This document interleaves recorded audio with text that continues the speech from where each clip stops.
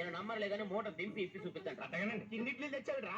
మరి 494 రూపాయలకు ఆ మాత్రం ఇడ్లీలు రాబెట్టి 494 రూపాయలకి ఇడ్లీలా? మరి అదే చెప్పడమే చెప్పేస్తారు, ఆ తర్వాత మర్చిపోతారు.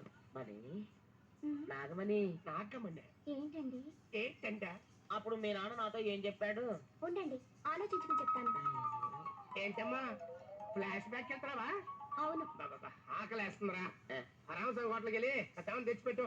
నాకు కూడా ఆకలిస్తుందండి. ఇప్పుడు ఏదైనా తిని నాకు మాత్రం ఒట్టి ఇడ్లీ పడరా. ఇదిగో ఈ నోటు ఎంతో తెలుసా? నేనేమన్నా తెలివి తక్కువ అనుకున్నారా? 500 నోటు. చిల్లర లేదు కదా అని 500 రూపాయలు నోటు ఇచ్చి పంపిస్తే మొత్తం ఇడ్లీ పట్టుకొస్తావురా. చెట్టి సంబారేదిరా. ఇచ్చాడండి, ఇది నేనే వద్దన్నానండి. ఎందుకని? మరి అదే మళ్ళీ మర్చిపోయారు. ఆ? నాగమణి, మీ నాన్న నాతో ఏం చెప్పాడు?